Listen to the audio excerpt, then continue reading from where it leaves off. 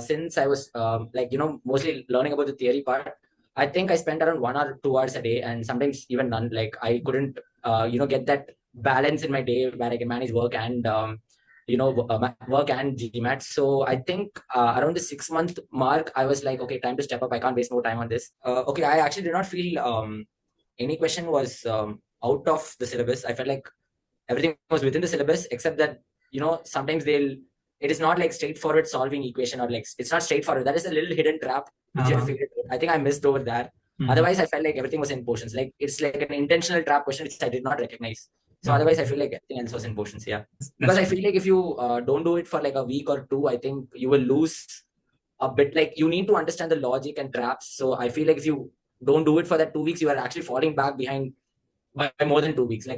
Yeah. Yeah, so first of all, very big congratulations on this brilliant of a score.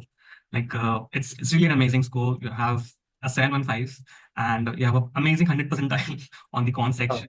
You have 84 percentile in verbal and 97 percentile in the data insights. I can see you. I think you are much more leaning towards the Quant bit, which you feel that Quant is much more of a strength side of yours. Yeah, but can you talk about it? And can you just share when exactly was this exam? How long has it So been? my third attempt this is my third attempt, and it was around October 30th of 2024. Okay. Yeah. Okay. So do you remember exactly how it feel when 715 appeared on your screen? Yeah. So the thing is, I remember in data insights, I think around the third question I was struggling for time. I think I remember very clearly I did Quant, then data insights, and the third question of data insights, it took around 8 minutes, and I slightly started panicking. So in my head, I was telling, okay, there are a lot more attempts left. Let me do my best in this and then go on to the next one. So when the score came, I was actually awestruck. Like I was like, wait, this is not what I expected, but here I am, 715. So yeah, it felt good. I was more relieved than because in my head I was like, okay, let me write one more time. But I was more relieved when the score came. So Perfect. yeah. So since I'm also meeting you for the first time, you can just tell me a little bit about yourself and what led you to start this GMAT journey and how you came to know about the top 1%. Yeah, in general, yes. Okay. So I'm from NIT Trichy. I graduated in 2018. Electrical is my background, and I am right now at Mastercard as a software developer. And how I got to know top 1% was through my friend who also took the same program. So that's how I got to know. And I actually have a couple of friends who are in the same program still preparing for GMAT. So I had company as well. And yeah, that's pretty much it. So far, and here I am. So yeah.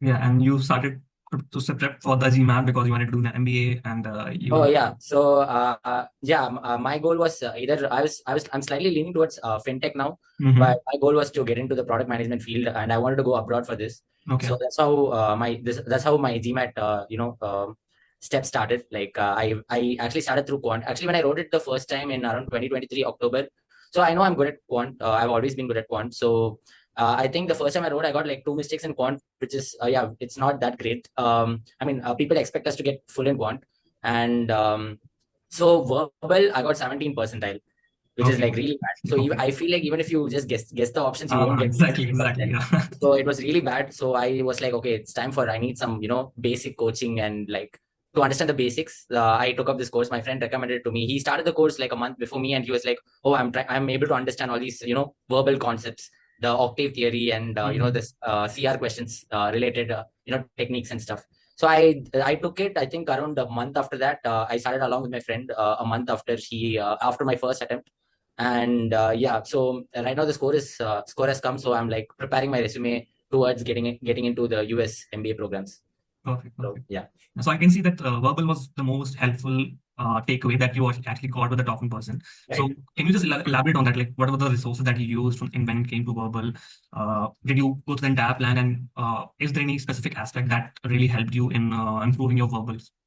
Okay, so verbal, so when I first wrote the exam, I was like, okay, I'm from an English medium school. I think I'll be good at verbal, so I didn't like prepare much for it. Yeah, But then when I started the course, yeah. So when I started the course through that application, I got to see all these videos where the lecturer told if this comes, you'll think in this way, and how to find out what the statement is trying to convey. Because the thing is, before we read the statement, sometimes we have assumptions. Like if it's related to some science topic, we might know some other information out of those statements, and we might assume it.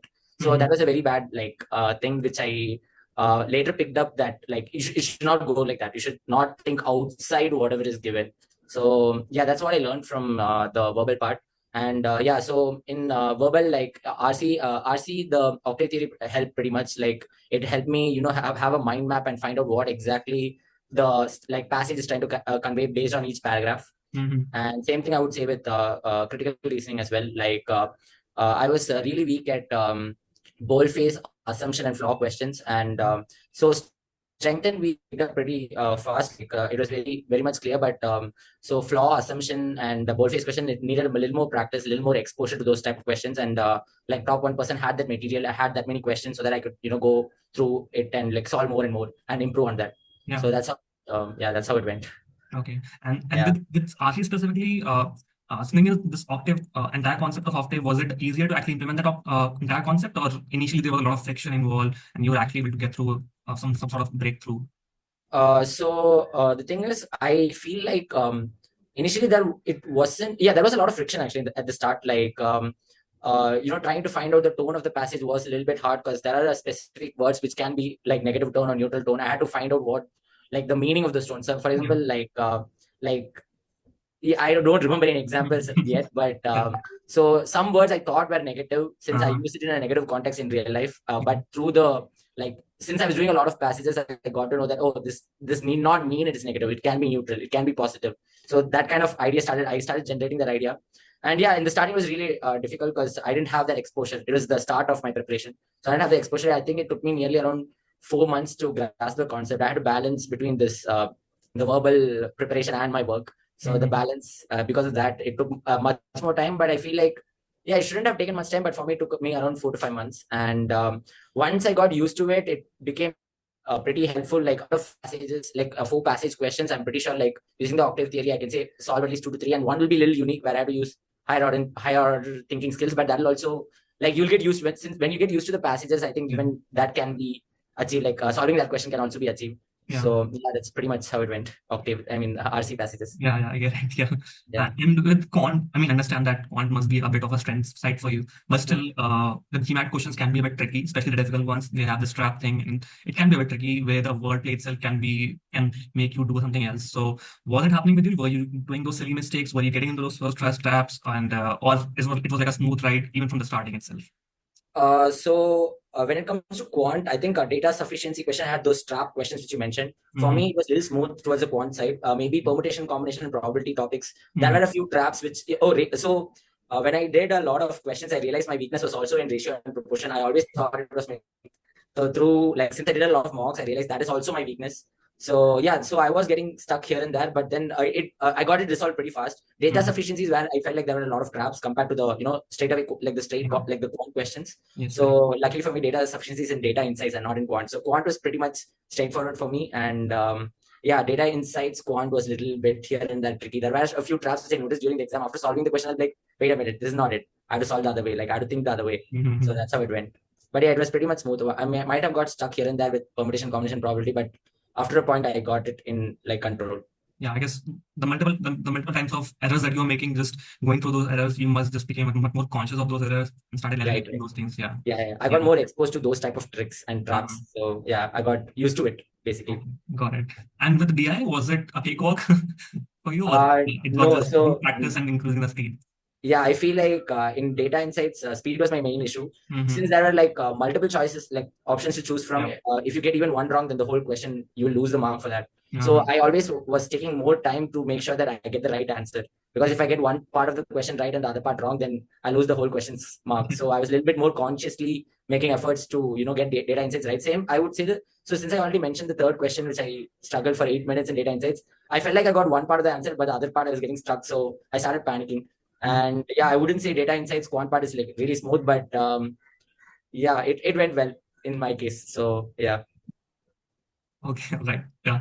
So talking about the steady schedule, I mean, you were mentioning before also that you were able to manage your work life with your prep, and a lot of people actually struggle with that part. So can you just give an information about how you were managing that, and what was the number of hours that you were putting in on a weekly basis or on a weekend basis, and how you were able to manage that? Okay, so initially, since I was mostly learning about the theory part, I think I spent around 1 or 2 hours a day, and sometimes even none. Like I couldn't, get that balance in my day where I can manage work and work and GMAT. So I think around the 6 month mark, I was like, okay, time to step up. I can't waste more time on this. So I think, so back then it was around 1-2 hours in the weekday and weekend around like 2 to 4 hours. But then after the 6-7 month period, I thought it was like time to step up. So I tried to put around 3 hours on the weekday, and on the weekends it went up till 9 hours, sometimes 6 hours or 9 hours, because I was like, okay, I can't waste too much time on this. It's already been 6 months, time to step up. So that's what I did. And after I put more hours, I think I completed my preparation in around 3 months. Actually, I feel like when you spend more time, you'll get the pattern, you'll get the traps, because since you're doing a lot more question, that thing is stuck in your head. So when you see the next question is the similar trap, like you will find it easier to truly understand that type of trap or that type of question.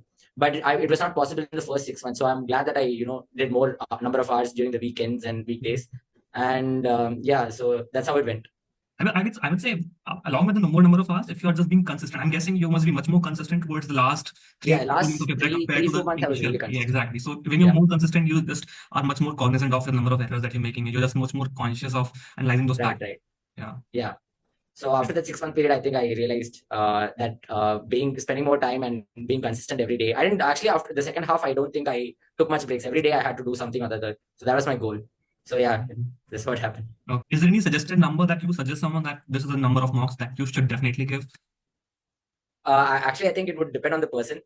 Because some of my friends who had got a 715, they took around 15 mocks, but I took 23 mocks. And I think it'll vary per person. It depends on how fast they grasp the concept, how fast they're dealing with time. And so I think it'll vary per person.